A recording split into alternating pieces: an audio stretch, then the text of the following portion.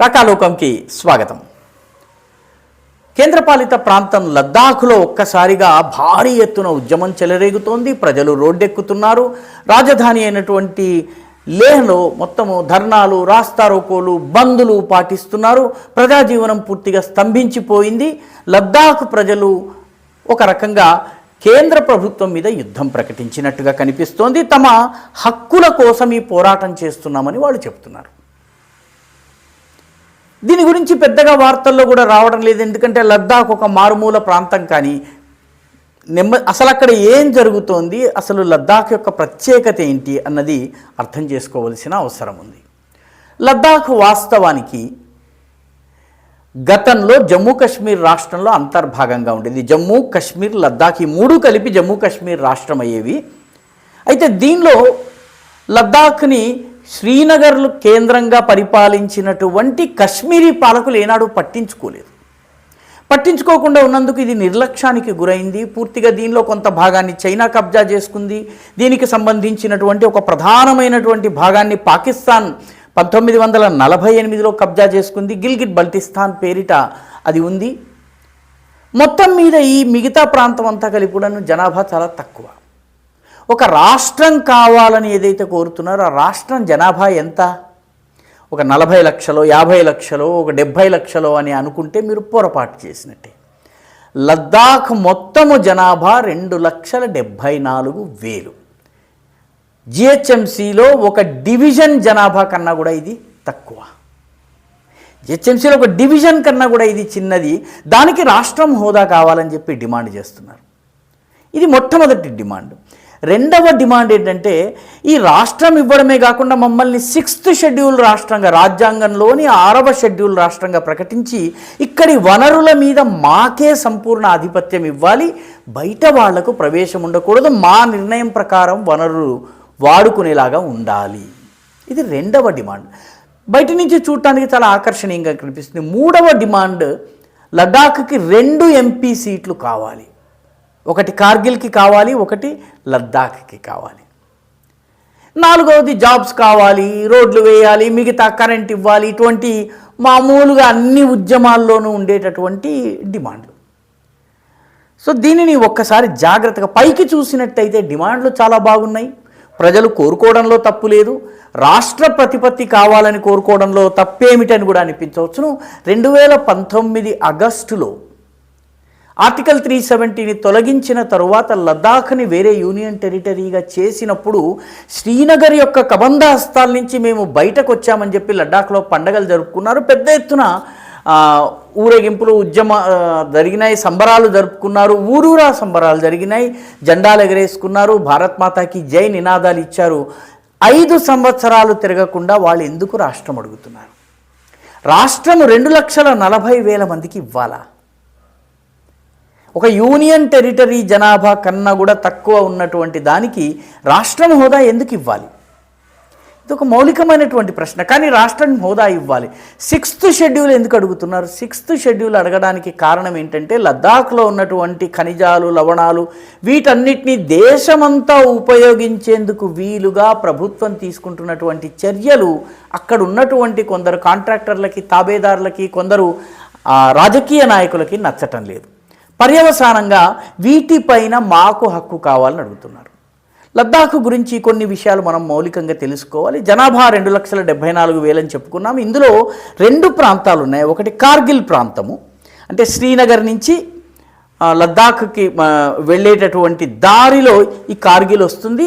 ఆ national highway number 1 వెళ్తుంది. కార్గిల్ మీదుగా జోజిలా పాస్ దాటిన తర్వాత మనము లేహ్ ప్రాంతానికి వెళ్తాము. ఈ కార్గిల్ ప్రాంతము ఏరియా చిన్నది, జనాభా ఎక్కువ. జనాభా మొత్తము ముస్లిమ్స్. లే లద్దాఖ్ ప్రాంతంలో ఏరియా పెద్దది, భూవైశాల్యం ఎక్కువ, జనాభా తక్కువ.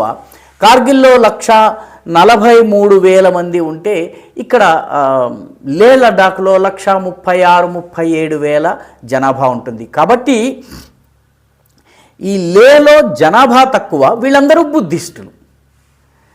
దీనితో ఈ లేహ్ లడాఖ్లో చాలా రకాల ఖనిజ పదార్థాలు ఉన్నాయి రకరకాల థోరియం ఇటువంటి నిక్షేపాలు దొరుకుతున్నాయి. ఇప్పుడు లిథియం కూడా దొరుకుతుందని చెప్పి కొన్ని చోట్ల పెట్రోలియం వనరులు కూడా దొరుకుతున్నాయని వార్తలు వస్తున్నటువంటి నేపథ్యంలో కేంద్ర ప్రభుత్వం దీన్ని ఉపయోగించి దేశానికి మేలు చేయాలని ఆలోచిస్తోంది.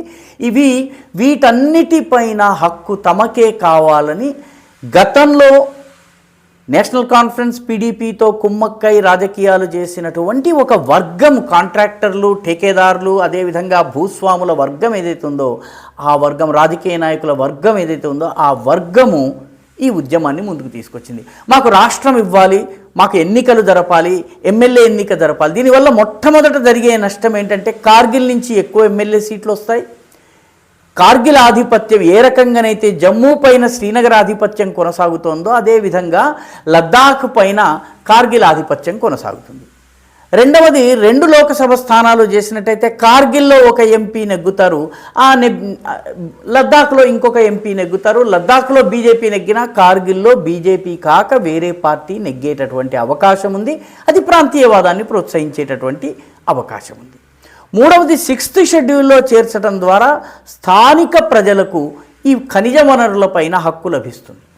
చాలామందికి తెలియని విషయం ఏంటంటే రాజకీయ నాయకులకు దగ్గరగా ఉన్నటువంటి వ్యక్తులు లేహ్ లడాఖ్ యొక్క స్థానికులు, కొందరు కాంట్రాక్టర్లు, రాజకీయ నాయకులు వందల ఎకరాల భూముల్ని ఆక్రమించుకుని ఉన్నారు ఎటువంటి లెక్కపత్రం లేకుండా. చాలామంది 3 Idiots సినిమాలో ఆమీర్ ఖాన్ పాత్రను పోషించినటువంటి సోనం వాంగ్చుక్ విషయంలో చెప్తూ ఉంటారు. ఆయన చాలా అద్భుతమైనటువంటి ఇన్నోవేటర్ అని చెప్తుంటారు. ఆయన దాదాపు 250 ఎకరాలను కబ్జా చేసుకున్నారు. దాన్ని ఖాళీ చేయమని నోటీస్ ఇచ్చినందుకే ఇప్పుడు ఈ ఉద్యమం మీలో ఆయన కీలకమైన నాయకుడిగా ఉన్నారు. గతంలో నేషనల్ కాన్ఫరెన్స్లో మంత్రులుగా పనిచేసినటువంటి ఖమర్ అలీ అఖూన్, అదేవిధంగా అస్గర్ అలీ కర్బలైలు కూడా ఇప్పుడు ఈ ఉద్యమంలో కీలక పాత్రలు వహిస్తున్నారు. KDA అంటే కార్గిల్ డెమోక్రటిక్ అలయన్స్ అనే సంస్థ ఈ ఉద్యమం చేస్తోంది, కానీ బుద్ధిస్టులని ముందు పెడుతోంది. బుద్ధిస్టులది లేహ్ డెమోక్రటిక్ అలయన్స్ అనేటువంటి సంస్థను ముందుకు తీసుకొచ్చి బుద్ధిస్టులను ఉద్యమాలలో ముందుంచి సోనం వాంగ్చుక్ అనేటటువంటి ఒక ఐకాన్ని ముందుకు తీసుకొచ్చి ఈ ఉద్యమం చేస్తున్నారు. 2 ఎంపీ స్థానాల వల్ల కార్గిల్ నుంచి ఒక ముస్లిం ఎంపీ నెగ్గేందుకు వీలు కల్పించడము. 2 కలిసి ఉన్నట్లయితే బుద్ధిస్ట్ నెగ్గేటటువంటి అవకాశం ఉంటుంది, లేకపోతే కార్గిల్ ప్రాంతం చెందినటువంటి ఒక వ్యక్తి నెగ్గే అవకాశం ఉంది. ఇప్పుడు దీనివల్ల నెమ్మదిగా ఆ కార్గిల్ యొక్క డామినేషన్ లద్దాఖ్ పైన జరిగేలాగా ప్రయత్నం జరుగుతుంది. కొద్దిగా జనాభా ఇటు షిఫ్ట్ అయినట్లయితే రాష్ట్రం అయిపోతుంది. ఆర్టికల్ 370 లేదు కాబట్టి జనాభాని మొత్తం మార్చినట్టయితే లేహ్ లద్దాఖ్ని పూర్తిగా కార్గిల్ గుప్పెట్లోకి తీసుకునేటటువంటి వీలు కలుగుతుంది. దీన్ని నిరోధించేందుకు, ఈ అసంతులనం జరగకుండా ఉండేందుకు, ఈ ప్రాంతంలో ఉండే ఖనిజ వనరుల్ని వెలికి తీసేందుకు కేంద్ర ప్రభుత్వం ప్రయత్నం చేస్తోంది. ఇప్పటి వరకు గుత్తాధిపత్యం చేస్తున్నటువంటి కామందులు ఎవరైతే ఉన్నారో సోనం వాంగ్చుక్ లాంటి వాళ్ళు, గత మాజీ ఎంపీలు కొందరు ఆఫీసర్లు, వీళ్లను కట్టడి చేసే ప్రయత్నం చేసేటప్పటికి వీళ్ళు రోడ్డెక్కి ఉద్యమం చేస్తున్నారు. వాస్తవానికి ఇది కార్గిల్లో జరుగుతున్నటువంటిది. బయటకి మాత్రము ఇదేదో రాష్ట్ర ప్రతిపత్తి కావాలి, షెడ్యూల్ 8లో మమ్మల్ని చేర్చాలి అని చాలా ఆకర్షణీయమైన స్లోగన్స్ నడుస్తున్నప్పటికీ దీని వెనక ఉన్నటువంటి ఆలోచన, కొంత చైనా కూడాను టిబెట్లో ఉన్నటువంటి తన కాంటాక్ట్స్ ద్వారా ఈ ప్రాంతంలో అశాంతిని రేకెత్తించి కార్గిల్ ప్రజలు భారత ప్రభుత్వానికి వ్యతిరేకంగా, ముఖ్యంగా కార్గిల్ లద్దాఖ్ ప్రజలు భారత ప్రభుత్వానికి వ్యతిరేకంగా ఉండేలా చేయటము, అదేవిధంగా ఈ కార్గిల్లో గనక అశాంతి ఉంటే ఇమీడియట్లీ దాని ప్రభావము కార్గిల్కి ఎగువన ఉన్నటువంటి స్కార్దు, గిల్గిట్ బల్టిస్తాన్ ప్రాంతంలో ఉన్నటువంటి పాకిస్తాన్ సైన్యం ఉపయోగించుకోవడానికి వీలుంటుంది. కాబట్టి దీనిని అటు పాకిస్తాన్, ఇటు చైనా, అంతేకాకుండా కార్గిల్, లేహ్ లడాఖ్ ప్రాంతంలో ఉన్నటువంటి కొందరు కాంట్రాక్టర్లు ఉపయోగించుకునేటటువంటి ప్రయత్నం చేస్తున్నారు. అందుకే ప్రస్తుతము రోడ్డెక్కి ఉద్యమాలు జరుగుతున్నాయి, చాలా ఆకర్షణీయమైన స్లోగన్లు ఉన్నాయి. కానీ దీని వెనక ఉన్నటువంటి వాస్తవము తెలుసుకోవలసినటువంటి అవసరము ఉంది. ఈ వీడియో మీకు నచ్చినట్టయితే లైక్ చేయండి, షేర్ చేయండి, ఈ ఛానల్కు సబ్స్క్రైబ్ చేయండి. మీ అభిప్రాయాన్ని కమెంట్ల రూపంలో తప్పనిసరిగా పంపించండి.